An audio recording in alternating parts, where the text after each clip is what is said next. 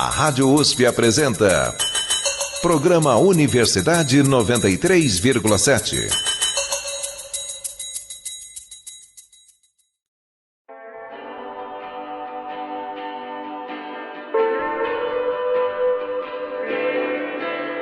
Amor é pensamento, teorema.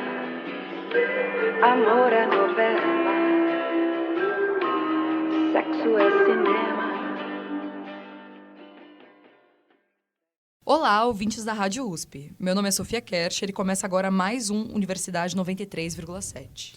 Oi, gente, eu sou a Jaqueline Silva e também vou estar com vocês no programa de hoje.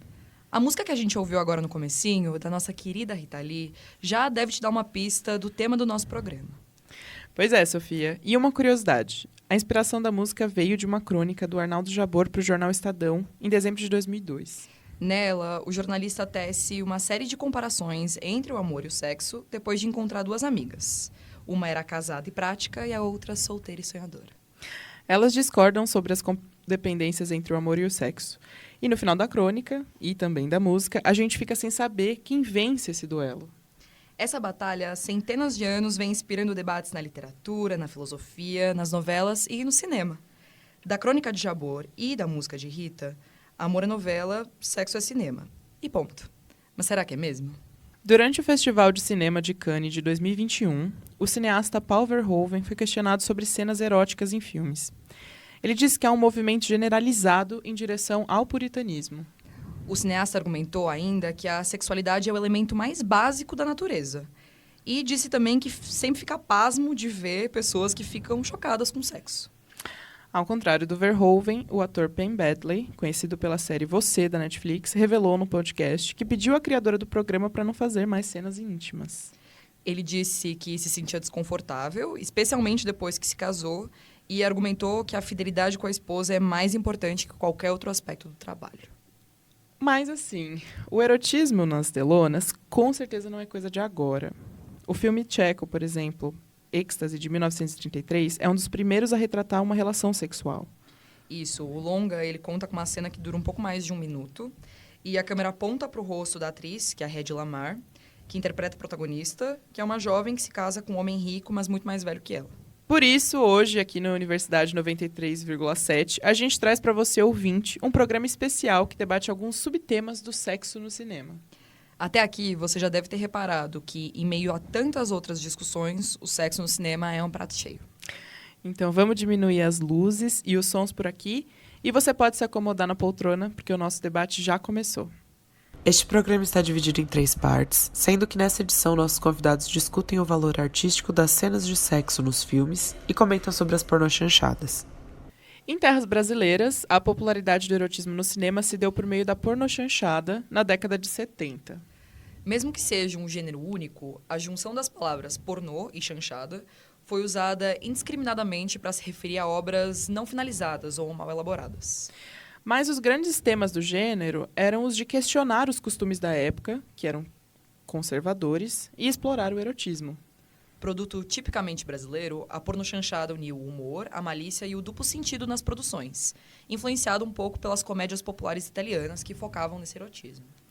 Mas é importante dizer que, mesmo com essa influência externa, o ápice teve tudo a ver com o momento e contexto específico que o Brasil vivia na época. Sim, e a gente não pode esquecer que essa representação da busca e da descoberta da sexualidade foi também um rompimento com as partes mais conservadoras da sociedade brasileira, como a Jaque já tinha dito, principalmente durante a ditadura militar. Para iniciar a nossa programação, a gente preparou uma matéria especial. A nossa repórter Aline Novakoski conversou com Carlos Machado Calil, que é cineasta e professor do Departamento de Cinema, Rádio e TV aqui da USP. Calil conta pra gente um pouco sobre a sua visão a respeito do cenário do sexo no cinema e do valor artístico do erotismo.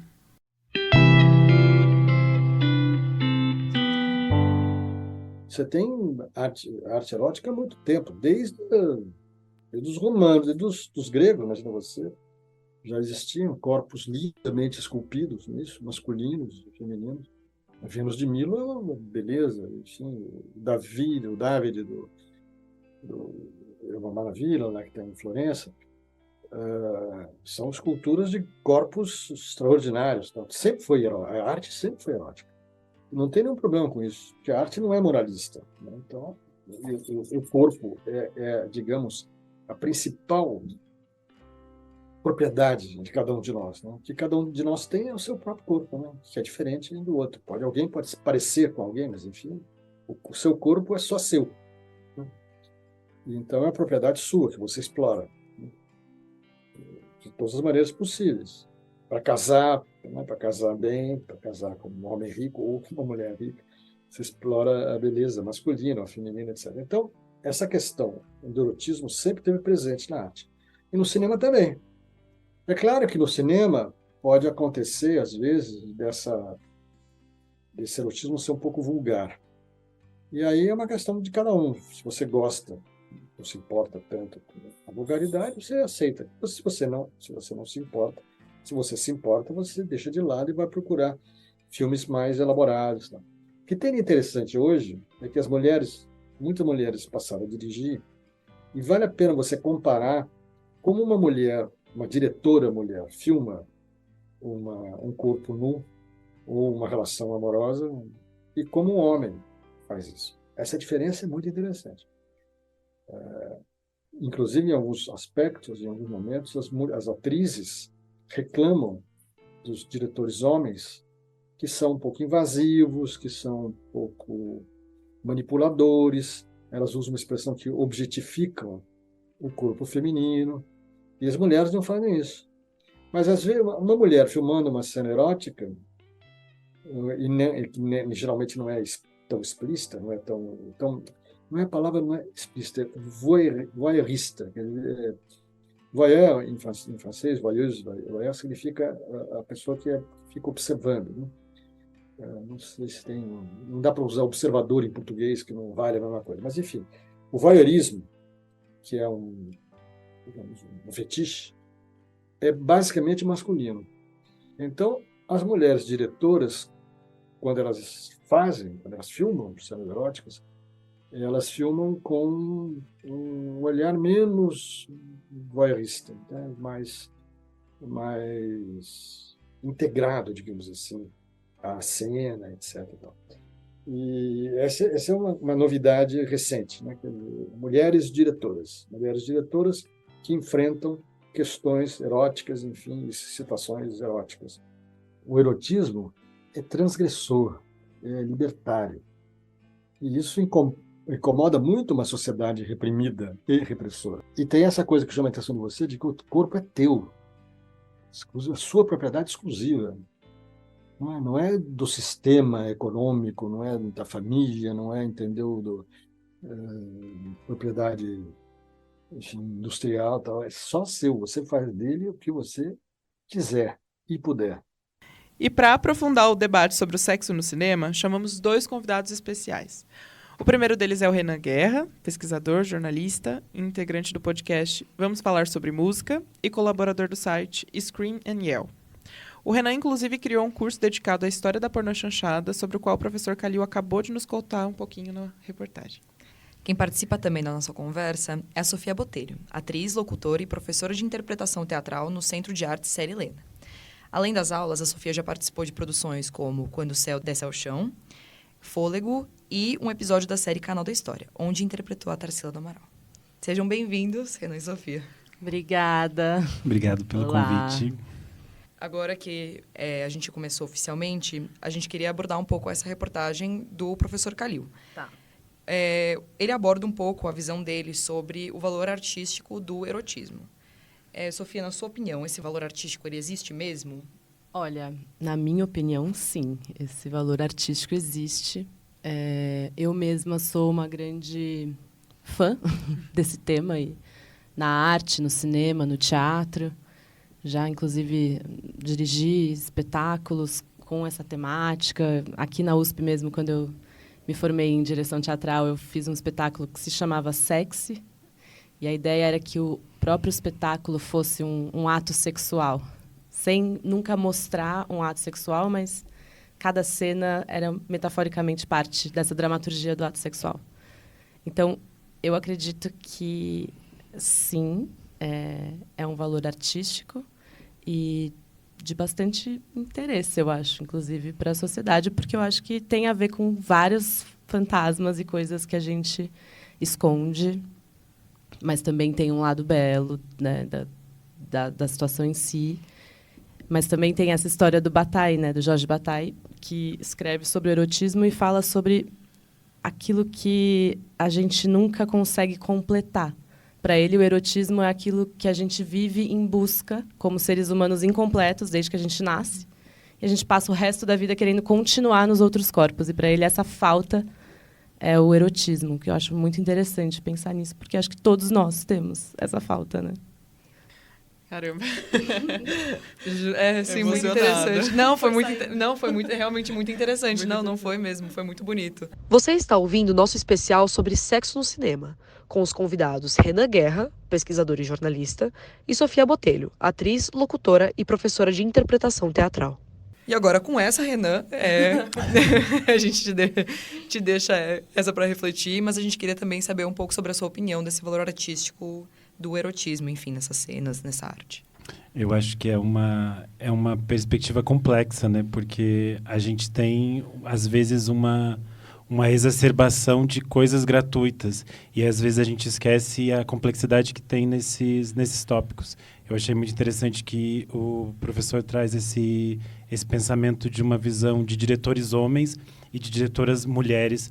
E a gente tem diretoras mulheres que têm um trabalho muito sólido em torno da sexualidade e do sexo. Por exemplo, a Catherine Breillat tem um trabalho fantástico que ela explora todas as tensões envolvidas em torno do sexo e ela traz para o cinema dela um ator que era do universo pornográfico, que é o Rocco Siffredi, e coloca ele em filmes que debatem de forma quase existencialista a nossa presença a nossa existência a partir do sexo. Eu acho que é tão possível dialogar com o sexo e com o erotismo de tantas formas.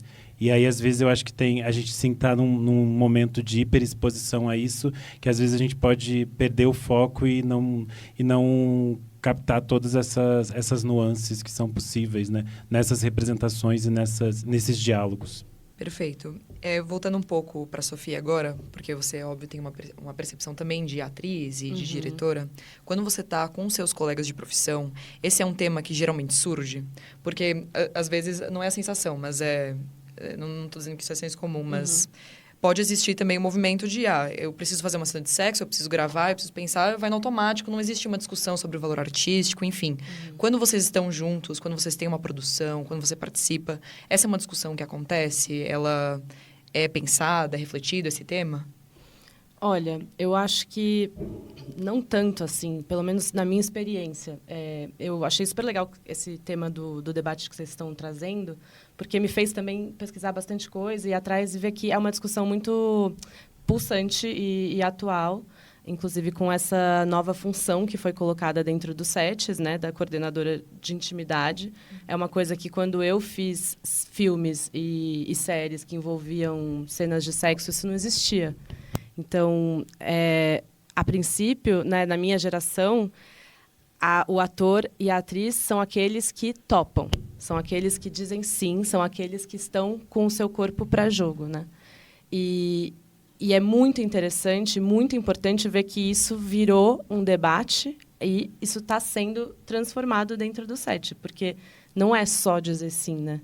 A gente viu vários casos na história, várias atrizes, várias histórias de coisas terríveis que aconteceram em sets tenebrosas, assim. Sim, que a gente vai, inclusive, abordar aqui no programa e conversar um pouco a fundo sobre. Mas eu acho que, mais assim, na minha geração de formação, isso não era tão debatido, não. E me deixou muito feliz e surpresa de ver que isso está sendo bastante conversado hoje. Porque é muito diferente, né, ter essa figura. Eu imagino que seja muito diferente ter essa figura no set. E era uma lógica muito presente, né? O ator, ele faz o que ele precisa fazer, porque o diretor, o roteirista, falou que ele tem que fazer. Sim. Não é bem como assim. Se fosse um modelo, quase, né? Tipo, você vai, veste a roupa, né? Você faz a cena, diz o que é feito, como se você fosse um fantoche ali dentro. Total. Sim. Eu fiz uma participação numa série, a primeira série que eu fiz na vida, assim. Eu tinha, acho que, 20 anos. Chamava Descolados, da MTV. Não sei se vocês chegaram a ver. Eu lembro. Era uma participação muito pequena, em um episódio, e a personagem se chamava... ela não tinha nome, ela era ninfomaníaca. Engraçado isso também, né? Da personagem não ter nome, ser ninfomaníaca. Sim. E a única coisa que eu fazia durante a série era transar com o protagonista, porque ele queria cabular a aula de inglês. Ela também eles se conheciam dentro do curso de inglês, só que eles cabulavam a aula e ficavam transando, e ela ficava ensinando o nome das posições sexuais em inglês para ele. O episódio é isso. A minha participação é essa. Eu estou apenas transando e falando posições em inglês. Sim. Na época, eu nem cogitei recusar, eu nem nada, assim. Eu achei divertidíssimo, na verdade. Eu achei mara participar de uma série, sabe assim? Tipo, Na MTV. Porque trabalho é da MTV, trabalho também, né? Atriz iniciante. E o mais louco é que o protagonista era o meu ex-cunhado. Ele tinha sido namorado da minha irmã por 6 anos. Então, tipo, não tinha nenhum clima. Era engraçado. A gente tirava muito sarro durante a filmagem. Foi bem à vontade, assim. E, Renan, fala um pouco sobre as pornochanchadas também, que o professor também cita um pouco. A gente falou isso no começo, né? Que tem o toque de humor, tem a malícia, tem o duplo sentido, mas tem só isso? O universo das pornochanchadas, ele é complexo, né? Porque esse termo, ele já não dá conta de todas as coisas que foram produzidas ali. A gente tem um cenário muito específico de produção, que a gente tem que considerar o espaço da censura ditatorial e todo esse arcabouço que vem no entorno.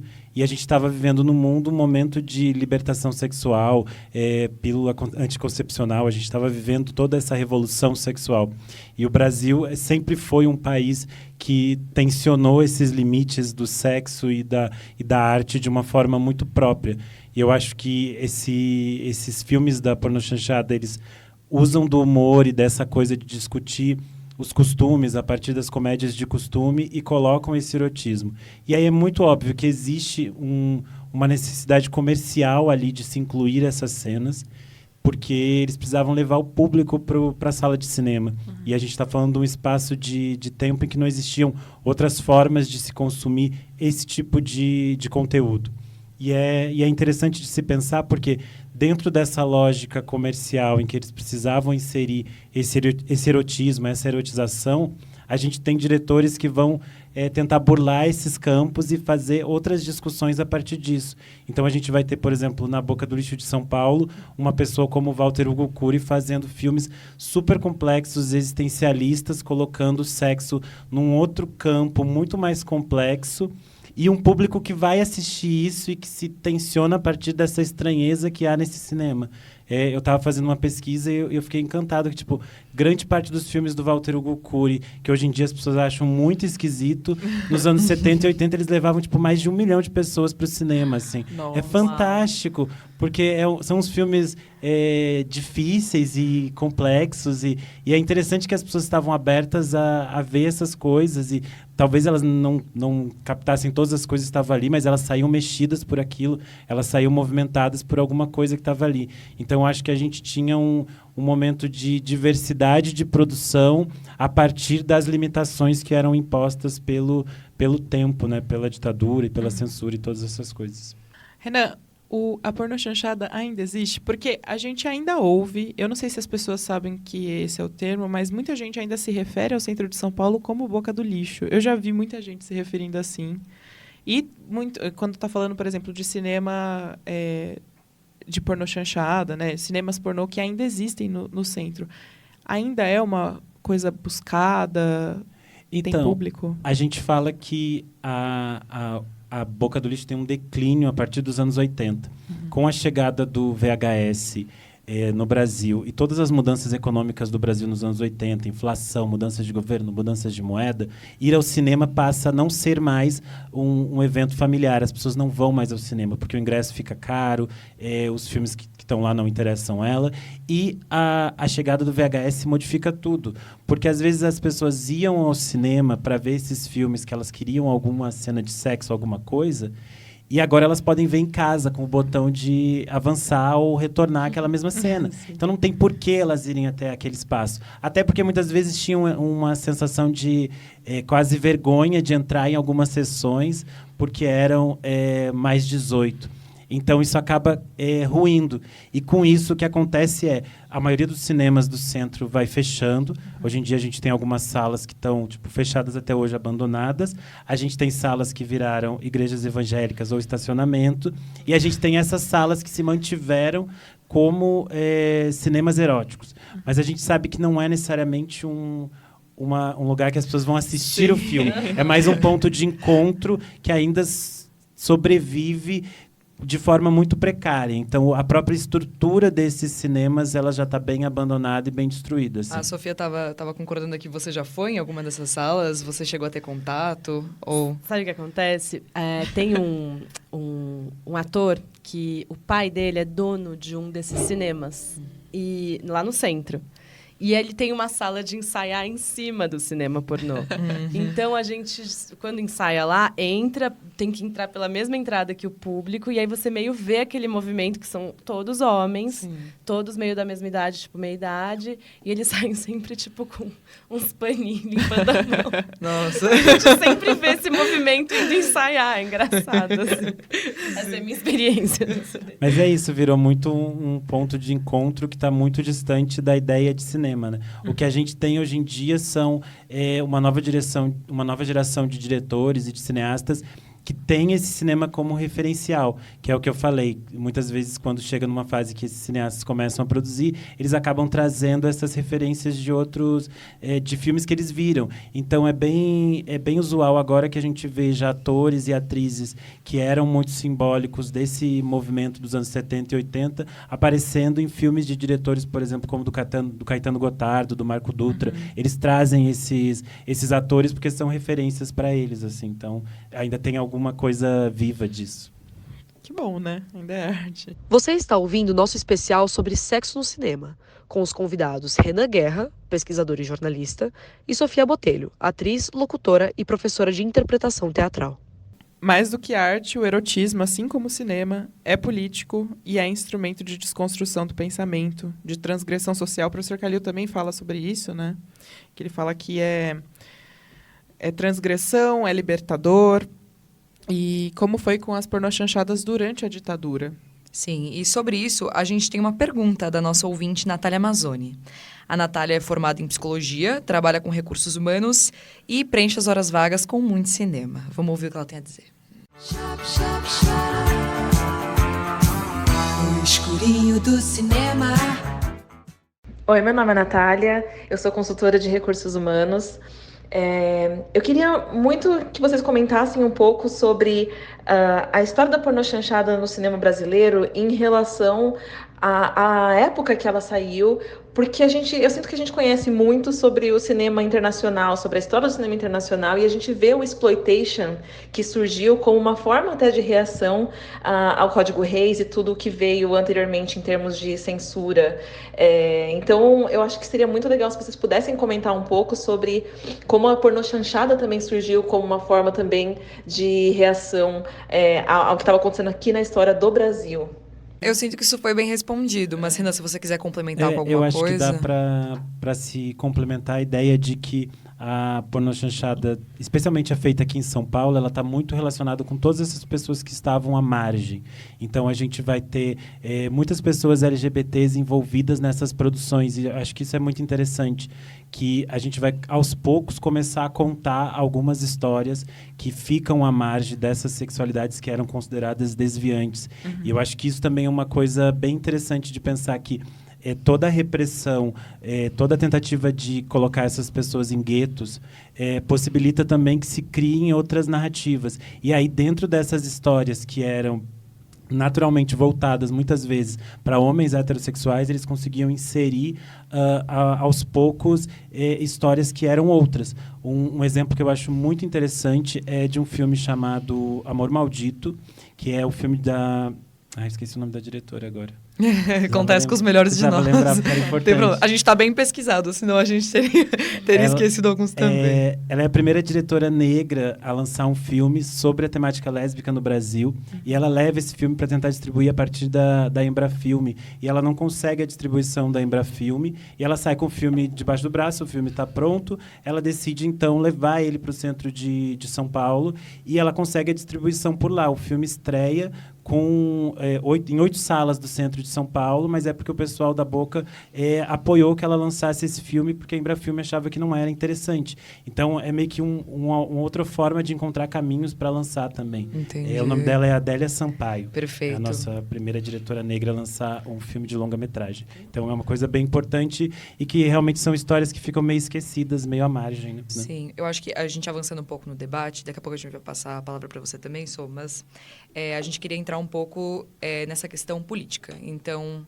para você acredita que toda cena erótica, esse erotismo que vem com os filmes, ele pode ser utilizado como uma ferramenta política também? Pode, para o bem e para o mal. Ele pode ser um tensionamento do status quo, como ele pode ser também apenas um reforço dele. E eu acho que isso é uma questão, por exemplo, quando eu estudo os filmes da Boca do Lixo de São Paulo. A gente tem filmes que tensionam os valores éticos e morais de uma sociedade da época, e a gente tem filmes que apenas reforçam isso. Então, a gente vai ter vários filmes em que há um reforço de uma construção misógina, a gente vai ter vários filmes que reforçam uma sexualização do corpo negro, que não é nada positivo, que não acrescenta nada, que não traz discussão.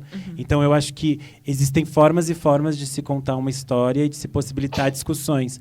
E a gente tem que olhar para elas com um olhar crítico e atento, para também não cair nessas repetições que a gente está vendo uma cena de sexo, ela é libertária e transgressora, mas às vezes ela está só reforçando determinados padrões. Isso é interessante até dentro da censura. A gente vai ver que tem artistas específicos que não eram censurados, mesmo seus filmes sendo graficamente mais fortes, e outros tinham seus filmes censurados basicamente pela temática que eles estavam tratando, pela possibilidade que eles estavam colocando. Então, isso era bem natural e bem constante. Perfeito. E só passando a palavra para você, né? Ele fez uma constatação muito boa. Pode ir para o bem ou para o mal. Sim. Você concorda com essa afirmação? Nossa, totalmente. Achei muito interessante isso de reforça o status quo ou tensiona o status quo, né? Porque pode ser exatamente um lugar de reforçar preconceitos e formas de ver o corpo da mulher, ou o corpo de uma pessoa negra, ou o corpo de uma pessoa LGBT, ou qualquer corpo. Pode ser, é um lugar muito delicado, né? Cheio de preconceito, cheio de tabu. Pode muito bem ser usado só para reforçar coisas que já são sabidas e só para subjugar ainda mais aquele corpo, né? Tipo, submeter. Sim. É muito delicado, né? Ou pode ser um lugar de explosão, de vida, de pulsão. Não sei, acho que tem no Teatro Zé Celso, Teatro Oficina. Acho que é um lugar que, durante muitos anos, né, ele sempre disse que o máximo tabu é o corpo nu, até hoje.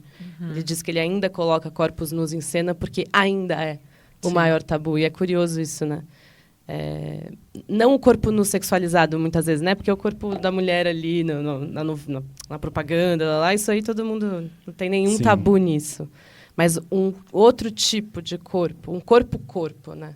Não um corpo sexualizado. É tipo a Gal Costa mostrando seio e vira um grande debate. E é tipo um seio, gente, ela tá cantando uma música. E aí tem, numa época em que basicamente existia banheira do Gugu à tarde, aí tem essa diferenciação. Que é aceitável que não né? Exato. Complexo. Tipo, se a mulher tá cumprindo aquele papel ali de reprodutora, sei lá, de um objeto, de uma e ela tá gostosa. Cantando. Ela tá cantando. Então, mas aí tudo bem, na banheira do Gugu tudo bem, mas a Gal Costa tá usando isso de uma outra maneira, daí é uma afronta. Você acompanhou a primeira parte desse especial sobre sexo no cinema. O próximo episódio você ouve na semana que vem, quando nossos convidados discutirão o male gaze em cenas de sexo e o empoderamento feminino na indústria cinematográfica. O programa de hoje teve a coordenação de Beatriz Lopomo e produção de Pedro Ferreira. As reportagens foram feitas por Aline Novakoski e Thiago Gelli. As músicas são Amor e Sexo, composição de Roberto de Carvalho, Rita Lee e Arnaldo Jabor. E Flagra, que é uma composição do Roberto de Carvalho e Rita Lee. Ambas as versões que usamos são as da interpretação da Rita, que embalou esse programa inteirinho. A apresentação foi feita por mim, Sofia Kercher, e pela minha querida Jaqueline Silva. Você pode encontrar os arquivos deste e de outros programas no site www.usp.br/radiojornalismo. Obrigado pela audiência e tenha um bom dia.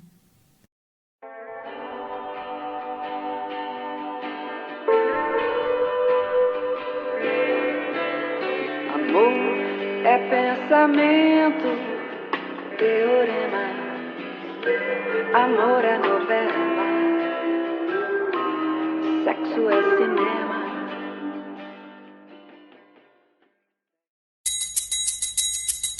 A Rádio USP apresentou Programa Universidade 93,7.